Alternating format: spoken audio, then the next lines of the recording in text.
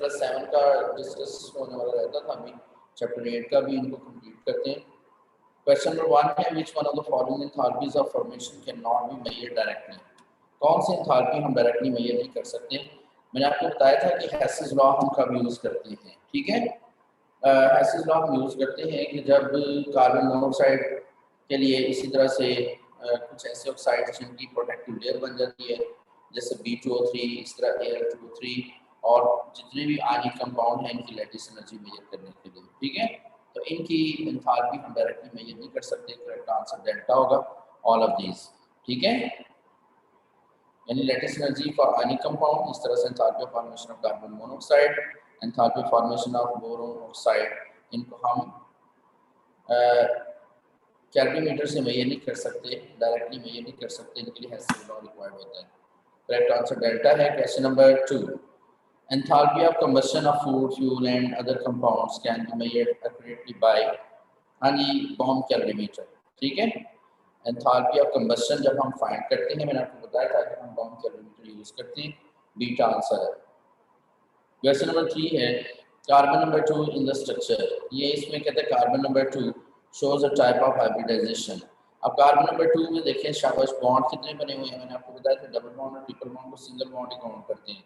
Carbon number 2 के 3 bond हैं, यानी सिग्मा बॉन्ड हमने काउंट करने एक्चुअली, तो 3 सिग्मा बॉन्ड हैं, तो अगर 3 हैं तो हाइब्रिडाइजेशन sp2 होगी, ठीक है। हमने ये पढ़ा था कि नंबर ऑफ बॉन्ड्स अगर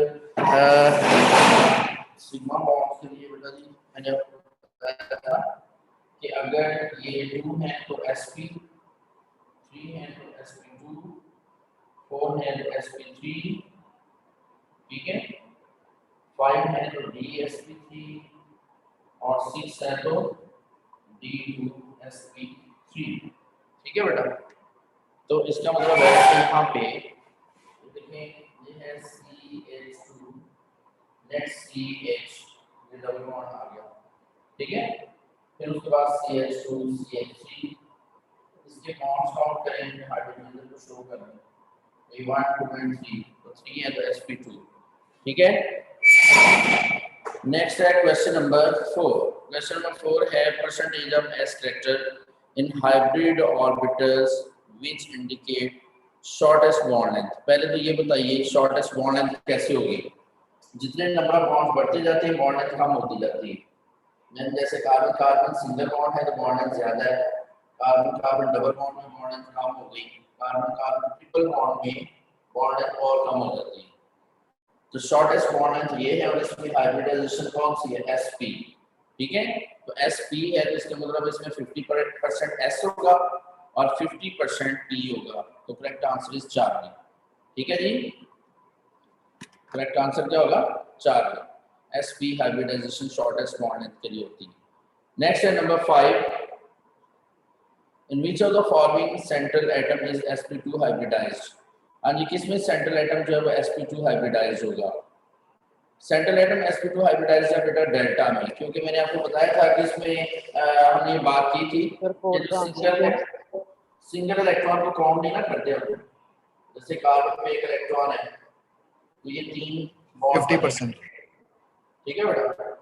तो इसमें sp2 hybridisation of this carbon, ठीक है जी। ठीक है। तो क्वेश्चन नंबर 5 का आंसर है delta. Question number 6, absorption of heat occurs when. हाँ जी हीट एब्जॉर्ब होगी जब ammonia is synthesized from nitrogen and hydrogen, ये तो हमें पता है एक्सोथर्मिक है, इसमें हीट इवॉल्व होती है। फिर बीटा में कह रहा है lithium chloride is added in water, ठीक है। इसी तरह से sodium hydroxide is added in water, ठीक है। इसी तरह से ammonium chloride is added in water. ये हमने पढ़ा था कि अमोनियम क्लोराइड का जब हम सॉल्यूशन बनाते हैं तो 16.1 किलोजूल पर मोल एनर्जी एब्जॉर्ब होती है, ठीक है। एंथैल्पी ऑफ सॉल्यूशन हमने इसकी पढ़ी थी, तो delta answer is the correct answer. Question number 6 का आंसर है डेल्टा, ठीक है। Question number 7, an element with highest first ionization energy. Element जिसकी हाईएस्ट फर्स्ट आयनाइजेशन एनर्जी है वो कौन सा बेटा, नाइट्रोजन, ठीक है। हमने पढ़ा था कि 5वें ग्रुप की आयनाइजेशन एनर्जी छठे से भी ज्यादा होती है, ठीक है। नाइट्रोजन 5th ग्रुप में ऑक्सीजन 6 ग्रुप में, बोरॉन जो है ये 3rd ग्रुप में, बेरिलियम 2nd ग्रुप में, ठीक है। तो सबसे ज्यादा आयनाइजेशन एनर्जी किसकी है बेटा? नाइट्रोजन की 5th ग्रुप में। अल्फा आंसर है क्वेश्चन नंबर 7 का। नेक्स्ट है question number 8, which one is isostructural to carbon dioxide? Carbon dioxide की स्ट्रक्चर क्या होती है? लीनियर, ठीक है, ये मैं पता लीनियर है। कहते हैं और कौन सा यहाँ पे ऐसा कंपाउंड है जिसकी स्ट्रक्चर लीनियर है? हाँ जी, nitrogen dinitrogen oxide N2O, ये भी बेटा जी लीनियर होता है। इसमें सेंट्रल एटम ऑक्सीजन है, ठीक है, और 2 नेबरिंग नाइट्रोजन के साथ ये बॉन्ड बनाता है, तो लीनियर स्ट्रक्चर है इसकी। Alpha answer. Next question number 9, which group of periodic table shows generally abnormal trends in ionization energy? हाँ जी, जो abnormal trend होता है ionization energy में कौन सी ग्रुप शो करते हैं? ये हमने पढ़ा था ग्रुप नंबर 3rd एंड 6 है, ठीक है बेटा। बीटा इसका आंसर है, यानी 3A की आयनाइजेशन एनर्जी बढ़ने की बजाय कम हो जाती है और 6 ग्रुप की आयनाइजेशन एनर्जी भी बढ़ने की बजाय कम हो जाती है, ठीक है। Correct answer is beta. Next है question number 10, which equation shows lattice energy for ionic compound? कौन सी इक्वेशन है जो आयनिक कंपाउंड की लैटिस एनर्जी को शो करती है? लैटिस एनर्जी क्या थी? जब कोई आयनिक कंपाउंड का 1 मोल बनता है फ्रॉम इट्स गैसेस आयंस, ठीक है, तो energy change is called lattice energy. तो इसमें अगर आप बीटा और डेल्टा दोनों को देखें, ठीक है, यानी अगर अल्फा बीटा चार्ली डेल्टा सबको देखें तो 1 मोल ही आयनिक कंपाउंड बन रहा है। और साथ हमने ये भी पढ़ा था कि फ्रॉम इट्स गैसेस आयंस, ये गैसेस आयन से बनना चाहिए। तो बीटा और डेल्टा दोनों में गैसेस आयन से बन रहा है, लेकिन सोडियम क्लोराइड होता है सॉलिड, बीटा में एक्वस लिखा हुआ है, तो इसलिए करेक्ट आंसर होगा डेल्टा, ठीक है। यानी 1 मोल सॉलिड सोडियम क्लोराइड बन रहा है डेल्टा में फ्रॉम इट्स गैसेस आयंस। और गैसेस आयंस कौन कौन से? सोडियम आयन और क्लोराइड आयन। तो energy change is called lattice energy of compound. तो करेक्ट रिलेशन या equation for the lattice energy of sodium chloride is delta. उसके बाद जी question number 12, a process which is spontaneous and endothermic. ऐसा process जो spontaneous भी है। 11 छोड़ दिए सर 11 का, यानी क्वेश्चन नंबर 11 पहले कर लेते हैं। क्वेश्चन नंबर 11 है बेटा, बीच में तो following has maximum bond angle. CCl4 तो टेट्राहेड्रल है, इसमें 109.5 डिग्री एंगल होता है। NF3 में 102 डिग्री होता है, ठीक है, और अमोनिया में 107.5 डिग्री होता है। कार्बन डाइऑक्साइड लीनियर है तो इसमें 180 डिग्री। तो मैक्सिमम बॉन्ड एंगल किसमें होगा? डेल्टा में, क्योंकि कार्बन डाइऑक्साइड में ये लीनियर है और लीनियर है तो इसका बॉन्ड एंगल कितना बड़ा? 180 डिग्री, ठीक है जी, समझ आ गई। तो correct answer is delta. Question number 12 है, अ process which is spontaneous and endothermic. ऐसा प्रोसेस जो स्पॉन्टेनियस भी है और एंडोथर्मिक भी है, ये कौन सा है जी? अब देखें ना, हमें पता है evaporation continues at all temperature, और यानी ये स्पॉन्टेनियस प्रोसेस है एवेपोरेशन, और इसके अलावा ये एंडोथर्मिक भी है। तो अगर हम अल्फा को देखें तो अल्फा में देखें बेटा, लेफ्ट साइड पे लिक्विड वाटर है और प्रोडक्ट साइड पे गैसेस वाटर है, यानी लिक्विड वाटर गैसेस वाटर में कन्वर्ट हो रहा है, तो क्या हो रही है? एवेपोरेशन, ठीक है। और लिक्विड गैस में कब कन्वर्ट होगा? जब हीट अब्सॉर्ब करेगा। मतलब ये एंडोथर्मिक भी है और स्पॉन्टेनियस भी है।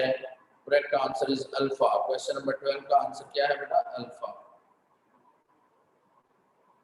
नेक्स्ट है question number 13, the correct order of electron affinity. Electron affinity का करेक्ट ऑर्डर कौन सा है?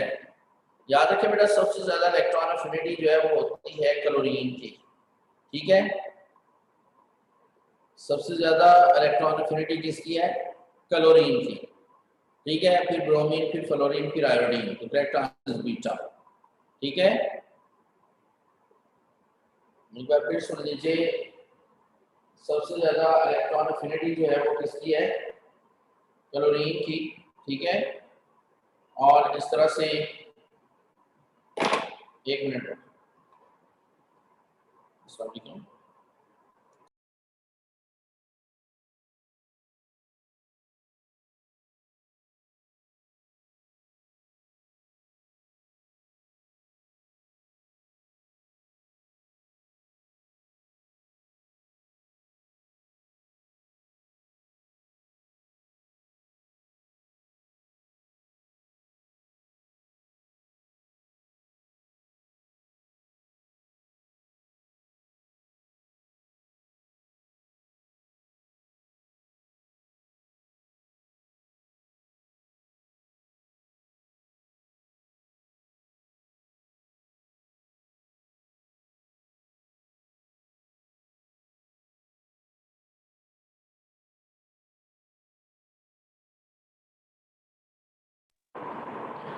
जी बेटा जी, क्वेश्चन नंबर 13, इसका आंसर है फिर बीटा, ठीक है जी। नेक्स्ट है question number 14, in which of the following bond pair angle is maximum? Bond pair angle maximum किस में होगा? वाटर में कितना होता है बेटा? सर मिनिमम का है सर, मिनिमम लिखा है, मिनिमम लिखा है। अच्छा मिनिमम, ठीक है। In which of the following bond pair angle is minimum? तो वाटर में 104.5 डिग्री है ना, अमोनिया में 107.5 डिग्री है, हाइड्रोजन सल्फाइड में 92 और नाइट्रोजन ट्राइफ्लोराइड में 102। तो सबसे कम जो बॉन्ड एंगल है ये फिर किसमें बन रहा है? चार्ली में। हाइड्रोजन सल्फाइड में 92 डिग्री होता है H2S में, ठीक है बेटा। नेक्स्ट है question number 15, which of the following is not AB4 type species according to Vesper theory? कौन सा AB4 टाइप नहीं है, ये हमने बताना है जी। बेटा अल्फा भी AB4 टाइप है, बीटा भी AB4 टाइप है, चार्ली भी AB4 टाइप है, डेल्टा AB4 नहीं है, ठीक है। डेल्टा जो है ट्राइगोनल प्लेनर है। क्यों ट्राइगोनल प्लेनर है? ये देखें, यहाँ पे इसमें एक इलेक्ट्रॉन है CH3 में, जब ये एक इलेक्ट्रॉन आप रिमूव कर देंगे तो इस पे कौन सा चार्ज आ जाएगा? पॉजिटिव, ठीक है।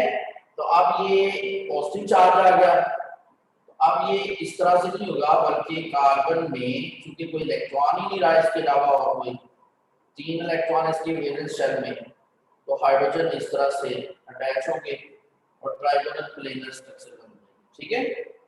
इसे हम कहेंगे ट्राइगोनल प्लेनर। तो correct answer is delta. Next है बेटा जी question number 16, enthalpy change for the reaction is called. अब देखिए यहाँ पे कार्बन का 1 मोल ऑक्सीजन से रिएक्शन करके कार्बन डाइऑक्साइड बना रहा है, ठीक है। हम इसे कह सकते हैं enthalpy of formation of carbon dioxide, क्योंकि हमने पढ़ा था कि जब 1 मोल प्रोडक्ट बनता है from the physical state of reactants, तो इसको हम कहते हैं एंथैल्पी ऑफ फॉर्मेशन। तो अल्फा यानी एंथैल्पी ऑफ फॉर्मेशन भी कहलाता है ये कार्बन डाइऑक्साइड का। बीटा में कह रहा है एंथैल्पी ऑफ कंबस्शन। तो यहाँ पे देखें एंथैल्पी ऑफ कंबस्शन किसे कहते थे बेटा? जब 1 मोल फ्यूल बर्न होता है एक्सेस ऑफ ऑक्सीजन में, ठीक है, तो एंथैल्पी ऑफ कंबस्शन कहलाती है। तो यहाँ पे कार्बन के कितने मोल है बेटा? 1 मोल। तो 1 मोल कार्बन ऑक्सीजन से रिएक्शन कर रही है, तो ये enthalpy of combustion of carbon भी कहलाएगा। चार्ली में कह रहे हैं एंथैल्पी ऑफ रिएक्शन। तो एंथैल्पी ऑफ रिएक्शन हमने पढ़ा था कि बैलेंस केमिकल इक्वेशन के मुताबिक जब certain number of moles of the products बनते हैं तो एंथैल्पी ऑफ रिएक्शन कहलाती है। तो यहाँ पे बेटा एंथैल्पी ऑफ रिएक्शन भी कहलाएगी, तो इसका मतलब है आंसर डेल्टा होगा ऑल ऑफ दीज, ठीक है जी। नेक्स्ट है question number 17, a compound which has all the 3 types of chemical bond. वो कंपाउंड जिसमें हर तरह के बॉन्ड पाए जाते हैं कौन सा है? ठीक है, यानी उसमें आयनिक भी हो, कोवलेंट भी हो, कोऑर्डिनेट कोवलेंट बॉन्ड भी हो। तो बेटा सोडियम ब्रोमाइड होगा, सोडियम बोरोहाइड्राइड, ठीक है जी, बीटा। वो किस तरह से? सॉरी इसमें सारे ही हैं, अमोनियम क्लोराइड भी है, कॉपर सल्फेट भी है, 5H2O, ठीक है, ऑल ऑफ दीज, ठीक हो गया बेटा। अब देखिए पहला पॉइंट तो हमें ये याद रखना है कि जितने भी water of crystallization containing compound है ना, इनमें कोऑर्डिनेट कोवेलेंट बॉन्ड लाजमी पाया जाता है। ठीक है जी।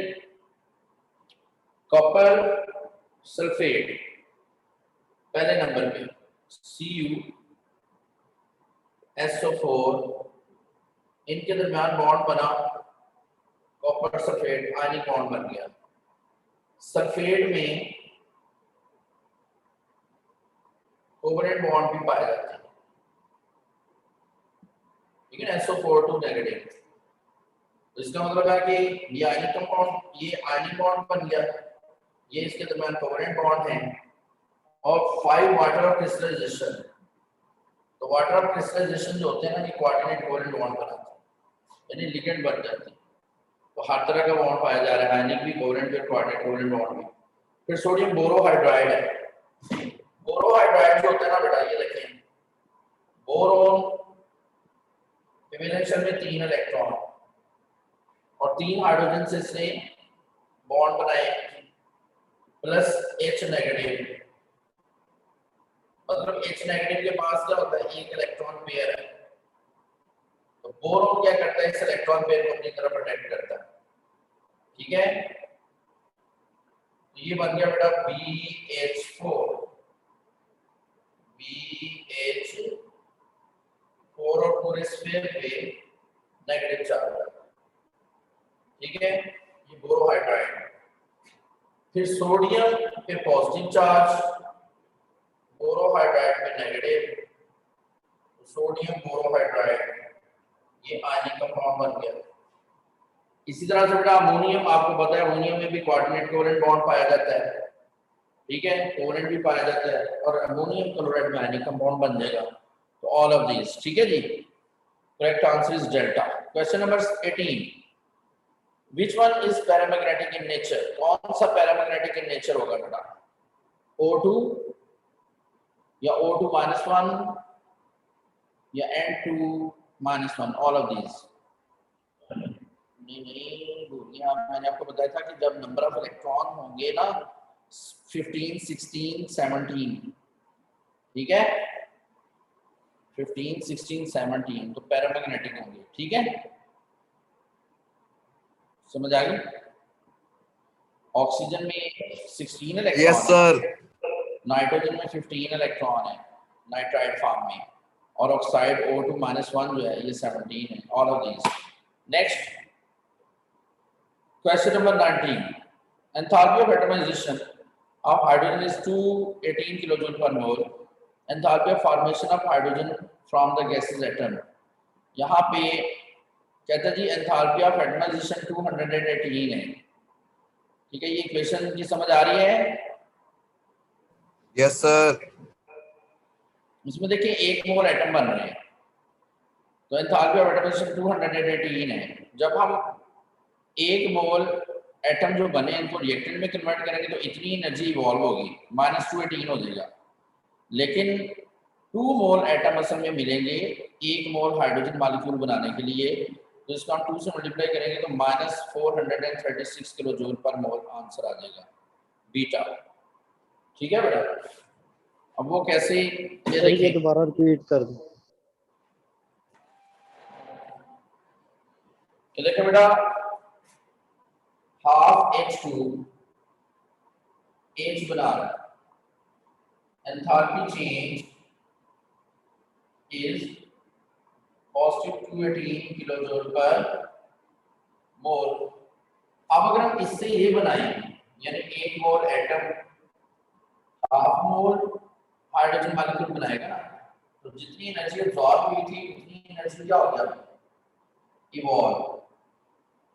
लेकिन एंथैल्पी फॉर्मेशन के लिए हाफ मोल तो नहीं हमें बनाना, हमने 1 मोल बनाना होता है, इसलिए इधर 2 H आ जाएगा और इधर H2 आ जाएगा, इसको भी 2 से मल्टीप्लाई कर देंगे, यानी पूरी इक्वेशन को आप क्या करेंगे, 2 से मल्टीप्लाई करेंगे। ये 2H आ गया, इधर 2 से कैंसिल, H2 इधर -436 किलो जूल पर मोल। ठीक है बेटा, क्योंकि एंथैल्पी फॉर्मेशन के लिए प्रोडक्ट का 1 मोल हमने बनाना होता है।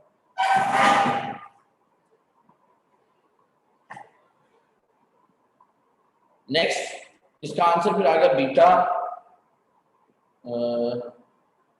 बीटा, हाँ जी बीटा ही है।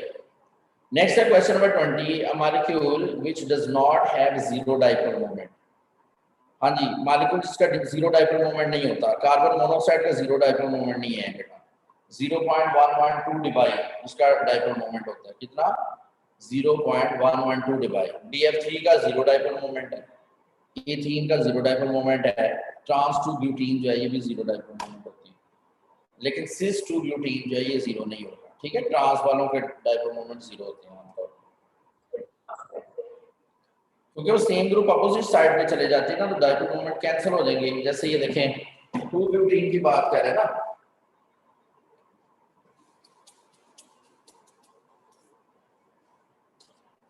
तो कार्बन कार्बन डबल बॉन्ड, यहाँ पे CH3 आ जाएगा, यहाँ पे CH3 आ जाएगा, यहाँ पे हाइड्रोजन, यहाँ पे हाइड्रोजन, इसे कहते हैं ट्रांस 2 ब्यूटीन।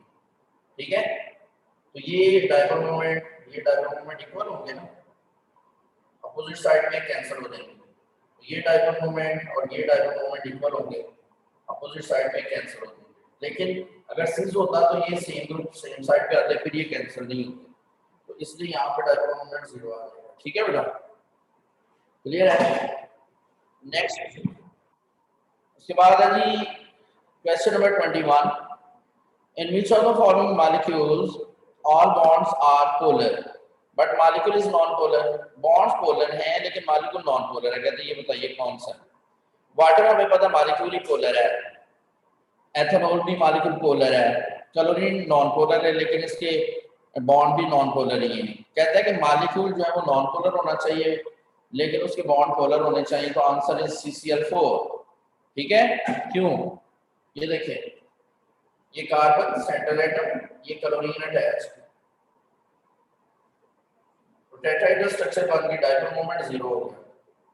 मैंने आपको बताया था सेंट्रल एटम के ग्रुप नंबर के इक्वल अगर एटम अटैच है ना तो डाइपोल मोमेंट जीरो हो जाएगा, लेकिन बॉन्ड पोलर नहीं है, बॉन्ड जो है ये नॉन पोलर नहीं है, क्योंकि क्लोरीन पर पार्शियल नेगेटिव चार्ज, कार्बन पर पार्शियल पॉजिटिव चार्ज, और डाइपोल मोमेंट हम पॉजिटिव से किधर को ड्रॉ करते हैं, नेगेटिव की तरफ। तो इसके ये जो बॉन्ड है ये पोलर है लेकिन मॉलिक्यूल नॉन पोलर है। मैंने आपको बताया था मॉलिक्यूल पोलर है या नहीं है वो डाइपोल मोमेंट से पता चलेगा। ठीक है, लेकिन बॉन्ड पोलर है या नहीं है ये उसकी इलेक्ट्रोनेगेटिविटी डिफरेंस से पता चलता है। संडे और सॉन्ग की क्लास में कैड के टाइम टेबल में काम करूं। ठीक, पहले सामने जरा इंतजार सुन लिया बच्चों आपने? नो सर, दुआ 1 बजे होगी क्लास, सुबह नहीं होगी? मैंने कल तक क्लास ऑन है। ठीक है, सर सर उसने ई कैट कहा है, ये तो फंक की क्लास है। ई कैट फंक दोनों। ठीक है, यस सर। अच्छा तो बेटा इसका क्वेश्चन नंबर 21 का आंसर जो है ये चार्ली है। क्वेश्चन नंबर 22 है। सर इनको कहें सर जी इनको कहेंगे स्केड्यूल वगैरह कुछ दे। स्केड्यूल कौन सा? सर ये इसी सेशन का और कौन सा सर? नहीं सर ये क्लासेस खत्म कब होनी है? बोर्ड के पेपर भी आ गए। हाँ, इसलिए उन्होंने संडे ऑन किया है ना कि जल्दी जल्दी खत्म हो। ठीक है, ठीक है बेटा, बस ये हम कोशिश करें कि 3-4 दिन में खत्म हो जाए। ठीक है, सर मतलब कल क्लास है जी? सर, कल फिर क्लास होगी? हाँ जी, कल क्लास होगी। ठीक है, यही टाइम टेबल होगा। Question number 22, an enthalpy change which is always exothermic. हाँ जी, कौन सी एंथैल्पी चेंज हमेशा एक्सोथर्मिक होती है? Enthalpy of neutralization. ठीक है, जब एसिड और बेस आपस में मिलते हैं ना, स्ट्रॉन्ग एसिड और स्ट्रॉन्ग बेस, तो 57.4 किलो जूल पर मोल एनर्जी इवॉल्व होगी। तो स्ट्रॉन्ग एसिड और स्ट्रॉन्ग बेस के लिए एंथैल्पी ऑफ न्यूट्रलाइजेशन फिक्स होती है, कितनी? 57.4 किलो जूल एनर्जी रिलीज होगी, तो माइनस में होती है, ये हमेशा नेगेटिव होती है। लेकिन अगर एसिड स्ट्रॉन्ग है और बेस वीक है, या बेस स्ट्रॉन्ग है या एसिड वीक है, तो एंथैल्पी ऑफ न्यूट्रलाइजेशन की वैल्यू कम हो जाती है। तो जब भी कोई स्ट्रॉन्ग एसिड स्ट्रॉन्ग बेस से रिएक्शन करता है तो सॉल्ट एंड वाटर बनेंगे, ये प्रोसेस न्यूट्रलाइजेशन प्रोसेस कहलाता है, और एंथैल्पी ऑफ न्यूट्रलाइजेशन कहलाती है इसमें जितनी हीट इवॉल्व होगी, और इसकी वैल्यू फिक्स होती है -57.4 किलो जूल पर मोल। ठीक है जी, तो ये इसकी मैक्सिमम वैल्यू होती है। अगर एसिड वीक हो जाए, बेस स्ट्रॉन्ग हो जाए, या बेस वीक हो जाए, एसिड स्ट्रॉन्ग हो जाए, तो ये जो एंथैल्पी है इसकी वैल्यू कम हो जाती है। ठीक है बेटा, तो correct answer is beta, enthalpy of neutralization हमेशा नेगेटिव है, जबकि एंथैल्पी ऑफ एटमाइजेशन हमने पढ़ा था हमेशा पॉजिटिव होती है। ठीक है, endothermic enthalpy of solution negative भी हो सकती है, पॉजिटिव भी हो सकती है। एंथैल्पी ऑफ फॉर्मेशन जो है ये भी नेगेटिव भी हो सकती है, पॉजिटिव भी हो सकती है। एंथैल्पी ऑफ न्यूट्रलाइजेशन हमेशा नेगेटिव यानी एक्सोथर्मिक है। नेक्स्ट है question number 23, all of the following have almost similar bond angle except one। हाँ जी, कहते हैं कि सब में बॉन्ड एंगल तकरीबन एक जैसे हैं सिवाय अमोनिया, क्योंकि BF3 जो है ट्राइगोनल प्लेनर है, 120 डिग्री एंगल बनाएगा। AlCl3 ट्राइगोनल प्लेनर है, 120 डिग्री एंगल बनाता है। C2H4 एथीन ये भी ट्राइगोनल प्लेनर होते हैं और 120 डिग्री एंगल बनाएंगे, लेकिन अमोनिया में जो एंगल है ये टेट्राहेड्रल है और 107.5 डिग्री होगा। ठीक है, Charlie is the correct answer. Question number 24. In which of the following molecules central atom is not sp3 hybridized? कहते हैं बताइए कौन सा है जिसमें सेंट्रल एटम sp3 हाइब्रिडाइज नहीं होता? कार्बन सॉरी बताइए जरा, कार्बन मोनोऑक्साइड। ठीक है, कार्बन मोनोऑक्साइड में जो हाइब्रिडाइजेशन है ये होगी sp हाइब्रिडाइजेशन। ठीक है, कार्बन और ऑक्सीजन में ट्रिपल बॉन्ड होता है बेटा, ये याद रखिएगा। ठीक है, और sp हाइब्रिडाइजेशन होगी कार्बन की। Correct answer is delta. Question number 25, in which of the following central atom can form coordinate covalent bond? किसमें central atom coordinate covalent bond बना सकता है जी? अमोनिया में बेटा, अमोनिया में नाइट्रोजन पर लोन पेयर है ना, तो लोन पेयर ये डोनेट कर सकता है, तो कोऑर्डिनेट कोवेलेंट बॉन्ड बना देगा। अमोनियम में तो कोऑर्डिनेट कोवेलेंट बॉन्ड पहले से ही बना हुआ है, H3O पॉजिटिव में भी कोऑर्डिनेट कोवेलेंट बॉन्ड पहले से ही बना हुआ है, और कैल्शियम क्लोराइड तो बना ही नहीं सकता। तो अमोनिया में नाइट्रोजन पर लोन पेयर मौजूद है, ये कोऑर्डिनेट कोवेलेंट बॉन्ड बना सकता है। ठीक है, तो correct answer is 4। Question number 26 है, by dissolving sodium carbonate in water the temperature of the system। पहले तो ये देखें, जब हम सोडियम कार्बोनेट को वाटर में डिसॉल्व करते हैं तो एक्सोथर्मिक रिएक्शन है ये। तो एक्सोथर्मिक रिएक्शन में सिस्टम क्या हो जाते हैं? हीट अप हो जाते हैं। ठीक है, बाद में ये हीट रिलीज करते रहते हैं और फिर इनका टेम्परेचर सराउंडिंग के टेम्परेचर के इक्वल हो जाता है। तो इसका मतलब है कि जब हम सोडियम कार्बोनेट को वाटर में डिसॉल्व करेंगे तो टेम्परेचर पहले इंक्रीज होगा, बाद में डिक्रीज होगा। ठीक है, करेक्ट आंसर इज अल्फा। ठीक है जी, उसके बाद next question number 27, all of the following pairs have same shapes except. कहते हैं इनकी शेप एक जैसी है सिवाय किसके? पहले तो सल्फर डाइऑक्साइड देखिए, ये बेंड स्ट्रक्चर में होता है, और एल्यूमिनियम क्लोराइड ट्राइगोनल प्लेनर होता है। ठीक है, तो इसका मतलब है कि इनकी शेप एक जैसी नहीं होगी, बाकी सबकी शेप सेम है। अल्फा आंसर है जिसमें। समझ आई कि नहीं? सर 26 का बता दो।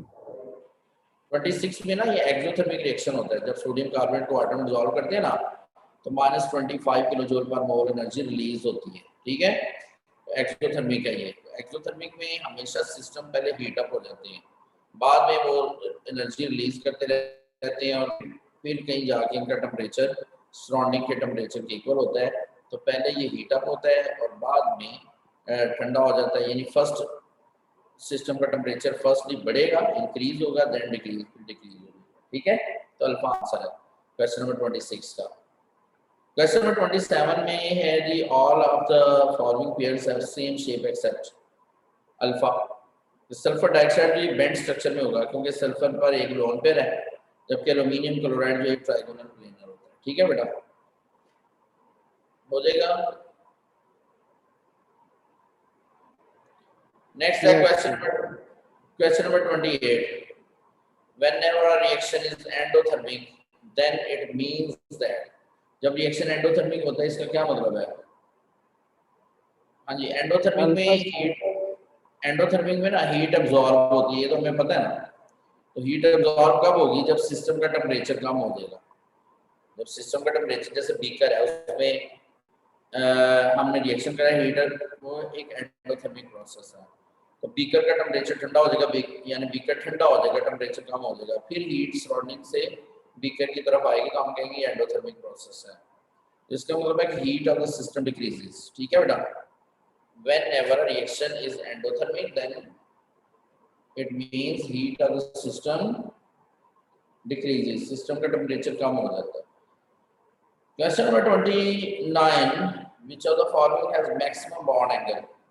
किसमें बॉन्ड एंगल जो है ये मैक्सिमम होगा? Bond energy, energy.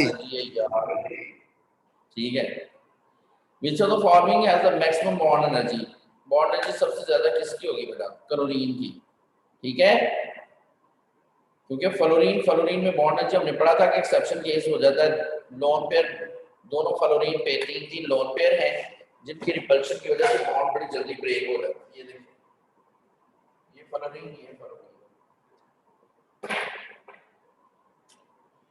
तो दोनों जो फ्लोरीन है इनका साइज छोटा होने की वजह से इनके लोन पेयर एक दूसरे के बहुत करीब होते हैं, तो ये स्ट्रॉन्गली एक दूसरे को रिपेल करते हैं और बॉन्ड बड़ी जल्दी ब्रेक हो जाता है। वैसे हमने पढ़ा है कि जितना साइज ऑफ एटम छोटा होता है उतनी बॉन्ड एनर्जी हाई होती है, लेकिन यहाँ पे बॉन्ड एनर्जी कम क्यों है? Due to presence of 6 lone pair. ठीक है, तो क्लोरीन की बॉन्ड एनर्जी इसमें सबसे ज्यादा होगी बेटा, ये याद रखिए। सबसे ज्यादा बॉन्ड एनर्जी किसकी? क्लोरीन की, उसके बाद ब्रोमीन की, फिर फ्लोरीन की, फिर आयोडीन की। ठीक है, बॉन्ड एनर्जी सबसे ज्यादा क्लोरीन की, उसके बाद ब्रोमीन की, फिर फ्लोरीन की और सबसे कम आयोडीन की। तो नेक्स्ट है question number 30। For a given gases process हो रहा है, then heat changes at constant pressure QP and at constant volume QV are related to each other. QP is greater than QV। ठीक है बेटा, यानी correct answer is Charlie. Normally हमें अगर पूछा जाए तो change in enthalpy change in internal energy से ज्यादा होती है। ठीक है, और चेंज इन एंथैल्पी होती है heat given to the system at constant pressure, and change in internal energy क्या बेटा? Heat given to the system at constant volume, यानी QP is greater than QV। Correct answer is beta. ठीक है, QP is greater than QV, correct answer is beta। हाँ जी, कोई और question इसकी समझ में नहीं आई? नेक्स्ट है question number 31, which statement is not true for VBT? VBT के लिए कौन सी स्टेटमेंट करेक्ट नहीं है? Atomic orbital after overlapping do not lose their identity, only valence shell orbitals यानी unpaired overlap, O2 shows paramagnetic behavior, number of covalent bond। यहाँ पे देखिए O2 shows paramagnetic behavior, ये हमें MOT से पता चलता है बेटा। ठीक है, पैरामैग्नेटिक और डायमैग्नेटिक बिहेवियर कौन बताता है? MOT। तो इसका मतलब है कि Charlie is not property of VBT। ठीक है, correct answer is Charlie. Number 32 है heat of neutralization is minimum for. हाँ जी बेटा, अगर स्ट्रॉन्ग एसिड और स्ट्रॉन्ग बेस है तो हीट ऑफ न्यूट्रलाइजेशन मैक्सिमम होगी, लेकिन अगर वीक एसिड और वीक बेस है तो हीट ऑफ न्यूट्रलाइजेशन मिनिमम हो जाएगी।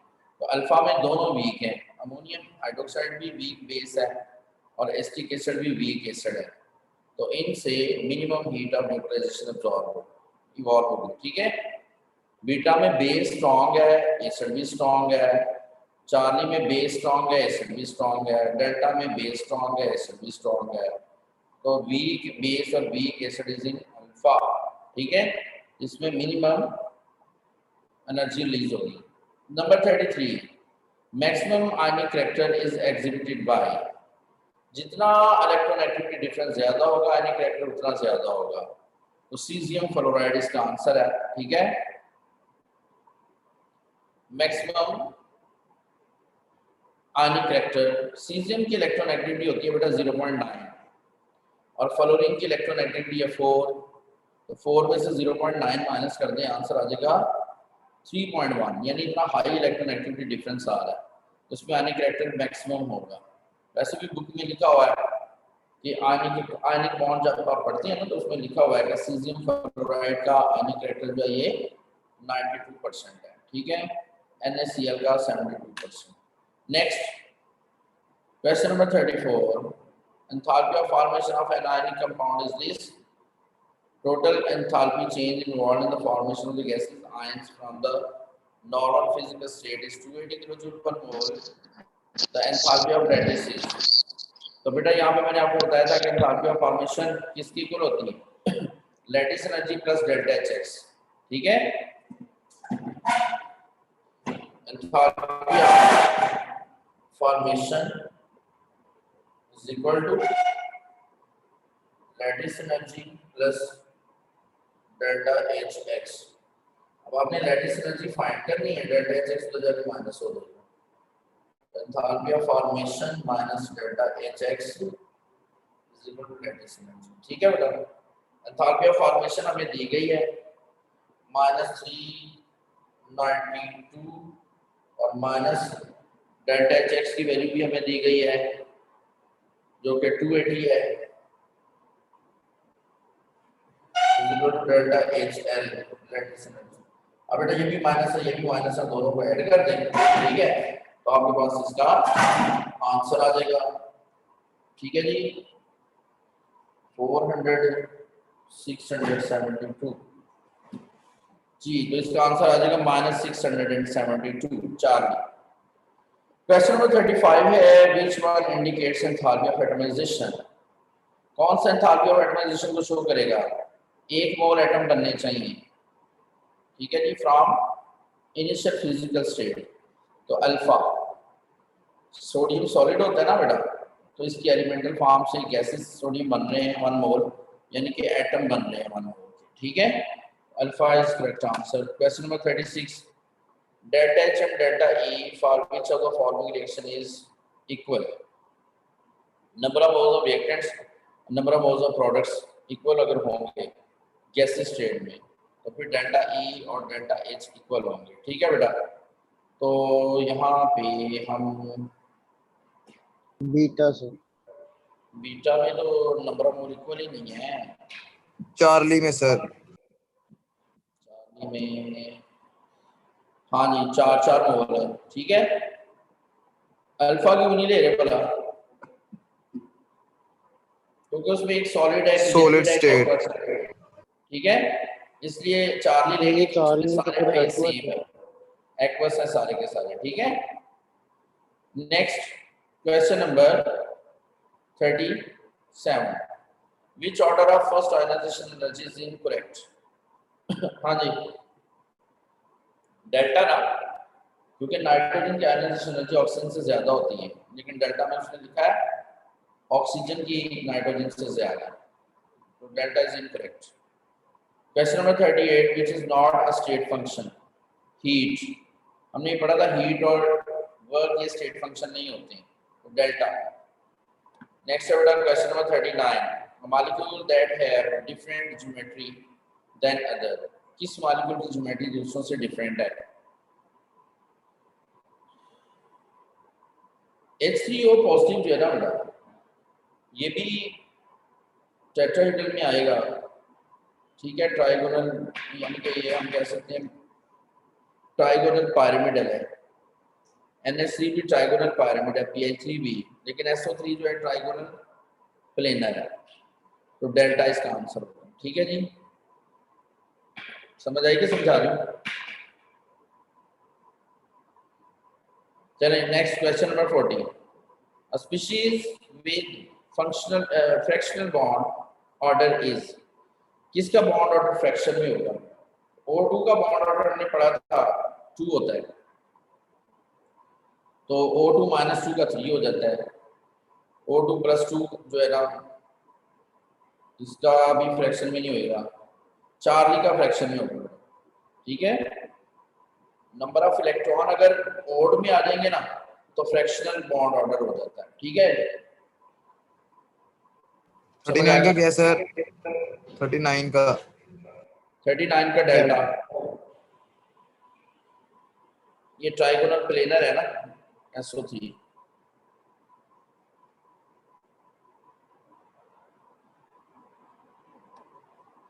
ओके बच्चों, अल्लाह हाफिज. अल्लाह हाफिज सर। अल्लाह हाफिज सर। पेपर फाइनल हो गया फिर 26 को.